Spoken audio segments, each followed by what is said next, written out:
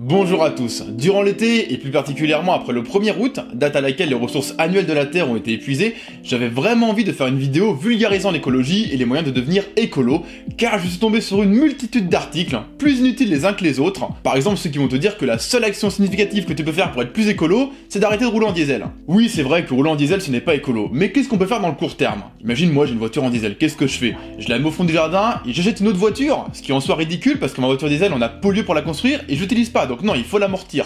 Ou sinon, qu'est-ce que je fais? Je la revends et j'achète une essence. Mais dans ce cas-là, c'est pas moi qui ai pollué, mais quelqu'un d'autre. Donc toi que le problème est déplacé, mais n'est pas résolu.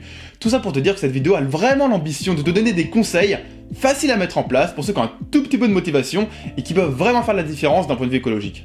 Premier conseil, la viande. Si on en parle de plus en plus, c'est bien qu'il y a une raison. Tout le monde n'a pas la force ni l'envie de devenir végétarien, je comprends, c'est votre choix, mais tout le monde a la capacité de réduire sa consommation de viande. Oui, je veux bien entendre ceux qui vont dire que la viande c'est trop bon, et ben dans ce cas-là, faites-vous plaisir 2, 3, 4 fois par semaine avec une vraie viande de qualité, parce qu'entre nous c'est pas un plaisir de manger ce genre de repas. Et en plus ça tombe bien parce que c'est la viande la plus dégueulasse qui pollue le plus, donc ceux qui vont avancer l'argument gustatif pour dire qu'ils ne peuvent pas réduire la consommation de viande, c'est pas valable. Diminuer la consommation de viande, c'est d'éliminer la viande de mauvaise qualité. Bon, je vais pas vous noyer sous les chiffres, mais l'industrie de la viande est responsable de 50% des émissions mondiales de protoxyde d'azote et de méthane, deux gaz encore plus réchauffants que le CO2. Donc imaginez que votre consommation de viande diminue de moitié, ce sera un coup de frein énorme au réchauffement climatique. Sans compter l'eau et toutes les autres ressources qui seront économisées indirectement. Un Français moyen, on va dire toi, tu consommes 90 kg de viande par an. Si tu diminues cette consommation de moitié, tu ne consommeras plus que 45 kg, alors tu économiseras 360 tonnes d'eau par an. À toi tout seul, t'imagines l'impact que tu as, c'est énorme. C'est bien plus efficace que de couper l'eau du robinet quand tu te brosses les dents. Bon, certes, c'est important, mais tu vois bien que c'est pas là que se situe le nerf de la guerre. Deuxième conseil, l'eau du robinet. J'avais déjà fait une chronique dessus, mais étant donné qu'elle a pas des millions de vues, c'est pas inutile de la rappeler. L'eau du robinet ne présente aucun risque pour la santé. L'eau en bouteille parfois, avec les perturbateurs endocriniens présents dans le plastique, ceux qui font que ton sperme est moins puissant que celui de ton papy.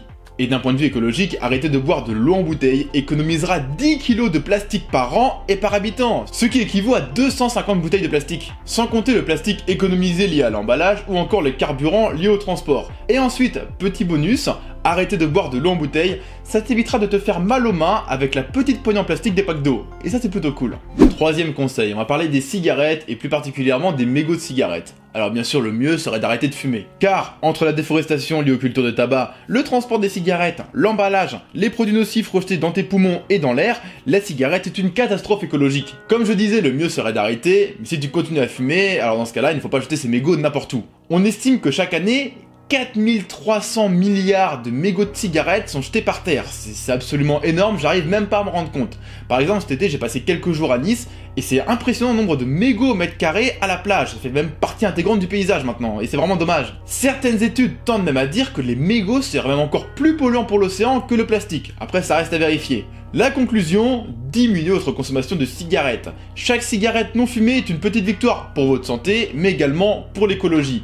Quatrième conseil, on va parler de la consommation de fruits et légumes de saison. Alors c'est vrai que parfois c'est assez compliqué de savoir si tel fruit ou tel légume appartient à telle ou telle saison.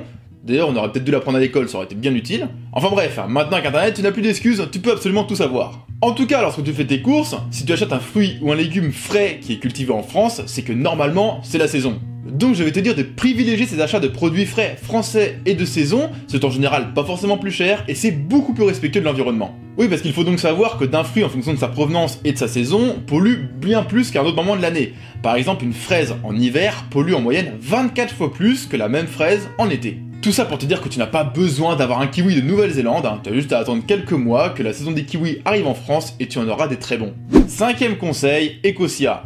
Alors pour le coup j'ai un peu honte de vous recommander ce conseil parce que je connais Ecosia peut-être depuis plus de 2 ans et je ne l'ai installé que ce matin. Bon alors là Ecosia c'est typiquement le geste écologique qui ne change en rien ta façon de vivre. Ecosia c'est un moteur de recherche, comme Google, exactement pareil, tu as seulement à l'installer sur ton ordinateur et à le définir comme navigateur par défaut. Et c'est tout. Et comme sur Google, sur Ecosia tu verras des pubs, sauf que Ecosia utilise ses bénéfices pour replanter des arbres. C'est-à-dire que tu peux participer à la reforestation de la planète simplement en surfant sur le net.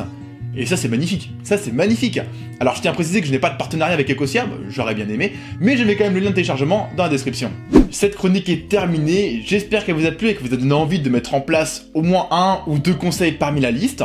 En tout cas, comme vous l'avez vu, les chroniques sont reparties un peu plus tard cette année. En général, c'est plutôt courant septembre, et là on est vraiment début octobre, tout simplement parce que je prépare mon prochain court-métrage. Donc si vous voulez vraiment pas le louper, vous avez juste à vous abonner. Et pour ceux qui sont déjà abonnés, je vous remercie vraiment parce qu'on est déjà plus de 30 000. Quand j'ai commencé les chroniques, passer 1000 abonnés, c'était déjà un cap quasi impossible, 10 000 j'en parle pas, et là de plus en plus je me dis que 100 000 c'est peut-être possible. Donc je vais continuer à rêver et je vous dis à la prochaine.